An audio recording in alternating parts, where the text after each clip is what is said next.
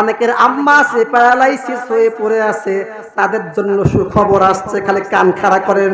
অনেকের আম্মা আছে হাত পাও ভেঙে ঘরের মধ্যে লুলা অবস্থায় পড়ে আছে, তাদের জন্য সুখবর। একটু মনোযোগ দিয়ে শোনেন মুসলমানের সন্তানেরা, মনোযোগ দিয়ে শুনবেন। এইবার পয়গম্বরে সুলাইমান আলাইহিস সালাম সেই যুবককে ডাক দিয়ে বলল, ব্যাপার কি যুবক রে, তোমার কি অবস্থা, তুমি কিভাবে পানির ভিতরে ইবাদত করতেছো? সঙ্গে সঙ্গে সেই যুবকটা ডাক দিয়ে বলল, আগো পয়গম্বরে সুলাইমান, আমার মা অন্ধ ছিল আর আমার বাবা ছিল পঙ্গু। এই পঙ্গু বাবা, অন্ধ মা, তাদের এক নয় দুই নয়, তাদের 70 বছর যাবত পর্যন্ত অনায়াসে বিনা পারিশ্রমিকে আমি মন থেকে তাদের খিদমত করেছি। একটু জোরে চিল্লাই বলতে হবে সুবহানাল্লাহ। যারা কিনা আব্বা আম্মা অসুস্থ হয়ে যাওয়ার পর একটা করে নাচ রাখে, যারা কিনা আব্বা আম্মা অসুস্থ হয়ে যাওয়ার পর পাশের বাড়ি মহিলা সেট করে দেয়, আব্বা আম্মা অসুস্থ হয়ে যাওয়ার পর যারা কিনা বৃদ্ধাশ্রমে পাঠিয়ে দেয়, আব্বা আম্মা অসুস্থ হয়ে যাওয়ার পর যারা কিনা ভালো ভালো হাসপাতালে পাঠিয়ে দেয়, আব্বা আম্মার খেদমত করে না। যুবক ভাই, আয় মা, ও বোন, একটু মনোযোগ দিয়ে শোনা লাগবে। এইবার সে বলল, আমার পঙ্গু বাবা, অন্ধ মার 70 বছর যাবত পর্যন্ত খেদমত করেছি। পয়গম্বরে সুলাইমান, মজার ব্যাপার হচ্ছে এইটা, আমার আব্বা আমার আম্মা সব সময় দোয়া করতো। আব্বা দোয়া করতো, আয় আল্লাহ, আমার সন্তান আমার খেদমত করার কারণে তারা বেশি বেশি আমার সন্তান নেক আমল করতে পারে না। আয় আল্লাহ তাআলা, আমি বাবা দোয়া করে দিলাম আমার সন্তান যেন, আমার সন্তানের তুমি নেক হায়াত বৃদ্ধি করে দাও, আমার সন্তানের হায়াতকে দীর্ঘায়ু করে দাও। পয়গম্বর সুলাইমান, আমার মা আরেকটা দোয়া করতো, আয় আল্লাহ, আমার সন্তান বেশি বেশি আমার খেদমত করার কারণে আমার সন্তান নফল ইবাদত গুলো করতে পারে না। রব্বুল আলামিন, আমি মা হয়ে দোয়া করছি, আল্লাহ, যেই সন্তান কিনা আমার ইবাদত করার কারণে, যেই সন্তান কিনা আমার খেদমত করার কারণে তোমার ইবাদত বান্দিগি ঠিকঠাক মতো করতে পারতেছে না, আয় আল্লাহ, আমি মা দোয়া করে দিলাম আমার সন্তান আমার মৃত্যুর পরে তাকে এমন জায়গায় ইবাদত বান্দিগি করার ব্যবস্থা করে দিবা যেন তাকে শয়তান পর্যন্ত ধোঁকা দিতে না পারে। কথা কি আপাতত এতটুকু আপনারা বুঝতে পারছেন? মা বাবা দোয়া করছে যে আমার সন্তানের হায়াতকে দীর্ঘ করে দাও, আর মায়ে দোয়া করছে আমার সন্তান যেন এমন জায়গায় ইবাদত বান্দিগি করে শয়তান তাকে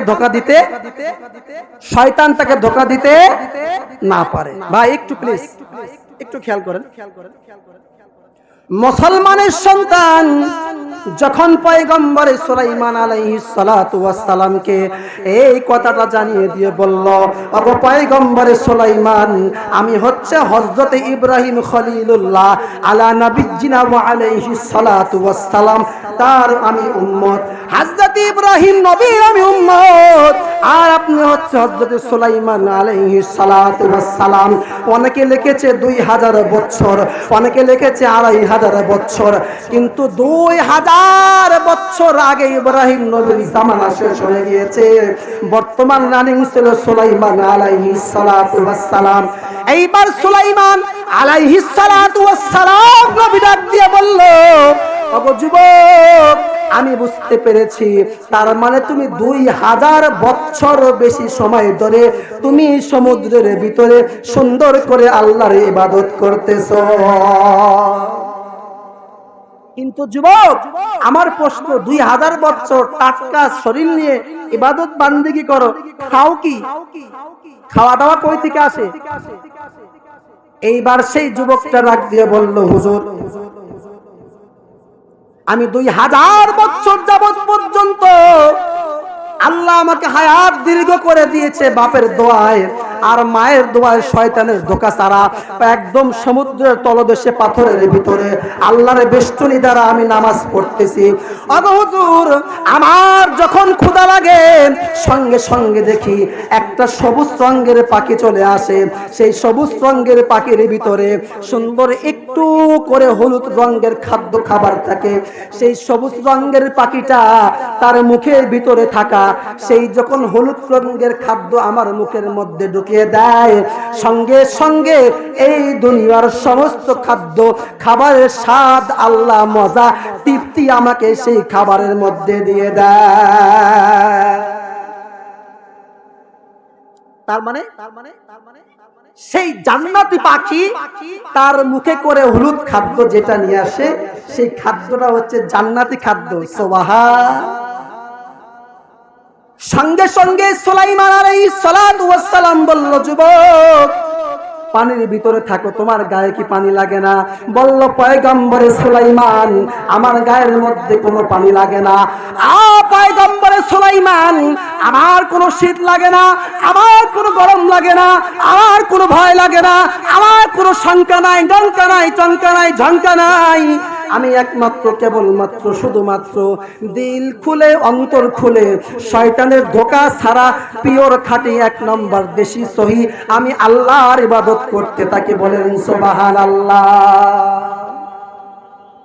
তো এই যে দীর্ঘ লম্বা হায়াত পেয়েছে, এই যে দীর্ঘ হায়াত পেয়ে শয়তানের ওয়াসওয়াসা ছাড়া জান্নাতি খাদ্য খাবার যে খাচ্ছে আর ইবাদত করতেছে, এটা একমাত্র কার দোয়ার বদলতে? বলেন তো ভাইরা। এইমাত্র কয়েকটা লোক ওয়াজ শুনলেন খালি। এই যে যুবক জান্নাতি খাবার খাচ্ছে আর 2000 বছর বেশি ইবাদত করতেছে, এটা কার দোয়ার বরকতে? কিন্তু সেই আব্বা আম্মার সাথে আমাদের ব্যবহার কেমন থাকে? মোটরসাইকেল কিনে দাও, তাহলে আত্মহত্যা করবো। ওরে খবিসের খবিস। আমাকে ফোন কিনে দাও, তা আমি একটা নগদে টাটকা ধানে মারা বিষ খাবো। সর্বনাশ, তুই ধানের বিষ খাবি, তুই ঘাসের বিষ খাবি, তুই এটা খাবি, তুই ওটা খাবি। কেন রে? তুই কি বাপ মাকে ব্ল্যাকমেল করতেছিস? যেই বাপ মা এত কষ্ট করে তোমাকে লালন পালন করলো, তুই সেই বাপ মাকে ব্ল্যাকমেল করতেছিস?